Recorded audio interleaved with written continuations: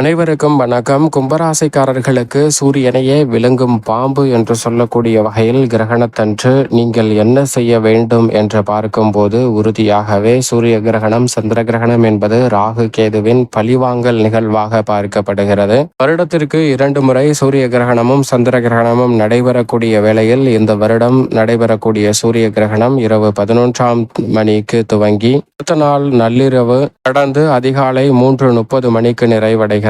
எனவே இந்த வேளையில் கூடுதல் கவனத்துடன் இருப்பது நல்லது. இரவு வேலை என்பதால் பெரிய அளவில் பிரச்சனை இல்லை என்றாலும் கூட இரவு பணிகளை மேற்கொள்கிறவர்கள் சற்று கவனத்துடன் இருப்பது நல்லது. பொதுவாகவே நிழல் கிரகமான ராகு மற்றும் கேதுவின் பழிவாங்கல் நிகழ்வாக தான் சூரிய கிரகணமும் சந்திர கிரகணமும் பார்க்கப்படுகிறது. ஏனென்றால் பார்க்கடலை கடைந்து அமிர்தத்தை பெற்றபோது அதை எச்சரித்த சூரிய கிரகணம் சந்திர கிரகணத்தின் அமைப்பால் அங்கு மோகினி அவதாரத்தில் இருந்த விஷ்ணு தலைதனியாக உடல் தனியாக துண்டித்து விடுகிறார். அப்படி தலையும் உடலும் அமிர்தத்தை பெற்றிருப்பதால் புனிதத்துவம் அடைந்திருக்கக்கூடிய வேளையில் கடுமையாக வரம் இருந்து பாம்புவின் தலைப்பகுதியையும் உடல் பகுதியையும் பெற்று பாம்பு கிரகம் என்று உடல் கிரகமான ராகு கேது அழைக்கப்படுகிறது. இந்த நிலைக்கு காரணமான சூரியனையும் சந்திரனையும் பழிவாங்கக்கூடிய வகையில்தான் சூரியனையே விழுங்கும் பாம்பு என்று சொல்லக்கூடிய வகையில் மிகவும் அதீதமான ஆற்றலை இந்த கிரகணம் நடைபெறக்கூடிய வேளையில் ஏற்படுத்தும். இதிலும் ஜென்மத்தில் ராகு வீற்றிருப்பதால் கூடுதல் கவனம் இந்த வேளையில் கும்பராசிக்காரர்களுக்கு நிச்சயமாக தேவைப்படுகிறது. அதே வேளையில் சந்திர கிரகணத்தின் போது சந்திரனையே விழுங்கும் பாம்பு என்று சொல்லப்படுகிறது. பொதுவாக கிரகணம் நடைபெறக்கூடிய வேளையில் சற்று கவனத்துடன் இருங்க.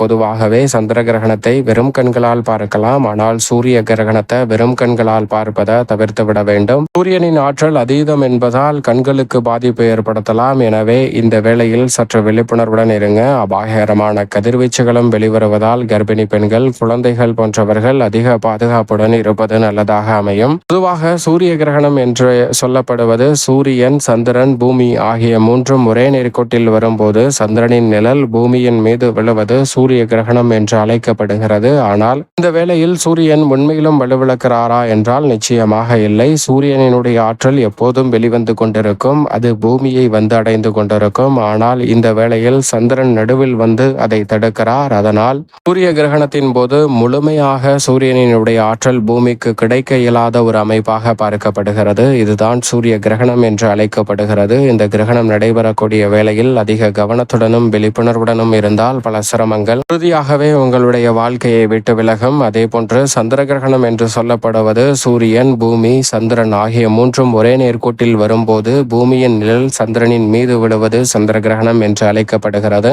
இந்த வேளையில் உண்மையில் சந்திரன் வலுவிழக்கிறாரா என்றால் நிச்சயமாக வலுவிழக்கிறார். ஏனென்றால் இயற்கையாகவே சூரியனின் ஒளியை பெற்று பிரகாசிக்கும் ஆற்றல் பெற்றவராக இருப்பவர் தான் சந்திரன். இப்படிப்பட்டவர் சூரியனினுடைய ஒளியை பெறாத வகையில் பூமி நடுவில் வருவதால் சந்திரனுடைய ஒளிரும் தன்மையை இழக்கிறார். மங்களாகவோ கருமை நிறத்திலோ அல்லது சிவப்பு நிறத்திலோ மாறுகிறார். இதன் காரணமாக தான் சந்திர கிரகணத்தின் போது சந்திரன் வலுவிழக்கிறார். சந்திரன் வலுவிழப்பதோடு மட்டுமல்லாது ராகு கேதுவின் சூழ்ச்சியால் சந்திரன் விழுங்கப்படுகிறார் என்று சொல்லப்படுகிறது. இந்த நேரங்களில் இறைவனுமே ஆற்றலை இழப்பதால் தான் ஆலயங்கள் முன்கூட்டியே பூட்டப்பட்டிருக்கும். எனவே இந்த வேளையில் சில விஷயங்களை சற்று கூடுதல் கவனத்துடன் செயல்பட்டால் பல சிரமம் விலகி நன்மை நிறைவாக கிடைக்கும். இந்த வேளையில் கிரக அமைப்பு எப்படி இருக்கிறது என்றால் சூரியனும் சந்திரனும் அஷ்டமத்தில் இருக்கின்றன.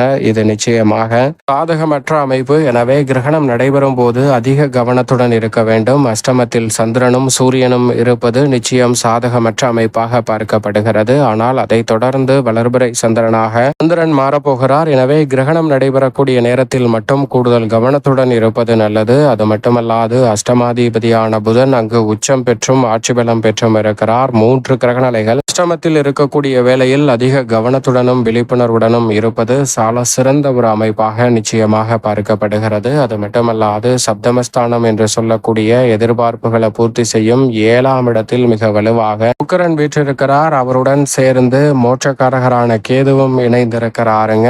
கேது மற்றும் சுக்கிரன் இணைந்து 7ஆம் இடத்தை வெளிப்படுத்துவது அதீதமான மாற்றத்தை ஏற்படுத்தக்கூடிய ஒரு அமைப்பாக பார்க்கப்படுகிறது. ஏனென்றால் ஜென்மராசியை வலுவாக பார்க்கின்றன. ஜென்ம ராசியில் மிகவும் வலுவாக ராகு வீற்றிருக்கிறாருங்க. ராகு ஜென்மத்தில் இருப்பதால் அதிக கவனமும் விழிப்புணர்வும் மிகவும் முக்கியமாக இந்த வேளையில் நிச்சயமாக தேவைப்படுகிறது. ராகு கேதுவின் பழிவாங்கல் நிகழ்வாக பார்க்கக்கூடிய இந்த வேளையில் ஜென்மத்தில் ராகு வீற்றிருப்பதால் கூடுதல் கவனத்துடன் இருப்பது நல்லது. தனஸ்தானத்தில் ராசியின் அதிபதி வக்ரகதியில் பலம் பெறுகிறார். அதே வேளையில் பூர்வ புண்ணிய ஸ்தானத்தில் குரு தனது சொந்த நட்சத்திரத்தில் வலம் பெறுகிறாருங்க. மிக சிறப்பான மாற்றத்தை அள்ளி கொடுக்கிறார். 9ஆம் இடமான பாக்கியஸ்தானத்தில் மங்களக்காரகரான செவ்வாய் வலம் பெறுகிறார். இப்படி நவ கிரக நிலைகளின் அமைப்பு அதிரடியான நன்மையையும் முன்னேற்ற வாய்ப்பையும் ஏற்படுத்தி கொடுக்கக்கூடிய சிறந்த சந்தர்ப்பத்தை இந்த வேளையில் உருவாக்குகிறது. இந்த வேளையில் எந்தெந்த விஷயங்களில் கூடுதல் கவனத்துடனும் விழிப்புணர்வுடனும் இருக்க வேண்டும் என்றால் நிச்சயமாக கிரகணம் நடைபெறக்கூடிய வேளையில் கர்ப்பிணி பெண்கள், குழந்தைகள், நோய்வாய்ப்பட்டவர்கள் சற்று கவனத்துடன் இருங்க. ஏனென்றால் அறிவியல் பூர்வமாகவும் சில கதிர்வீச்சுகள் வருகின்றன என்று சொல்லப்படுகிறது. எனவே இந்த வேளையில் கூடுதல் கவனத்துடன் இருப்பது நல்லது. வெளியில் சுற்றுவது,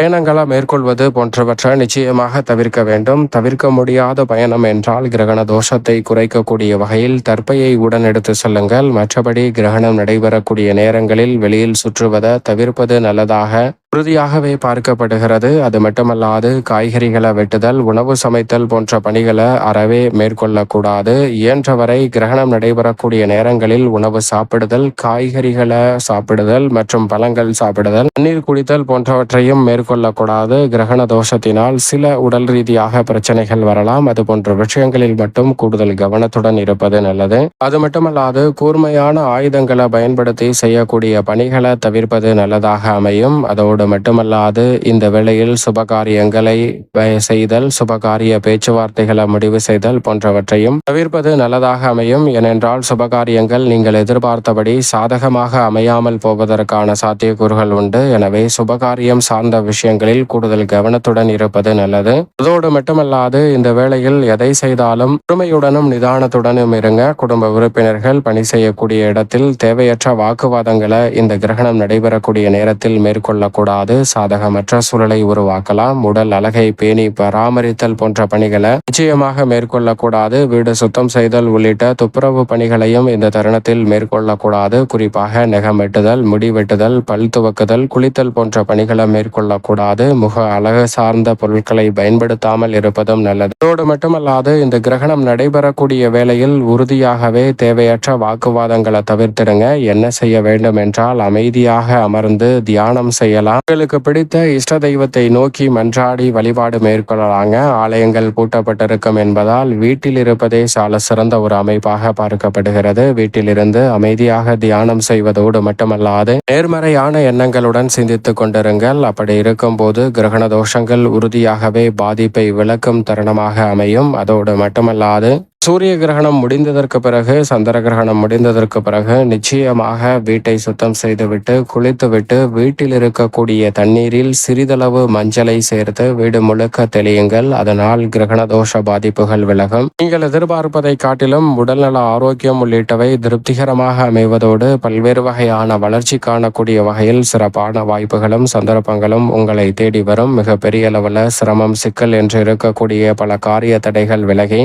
குதூகலமான கொண்டாட்டமான வாழ்க்கையை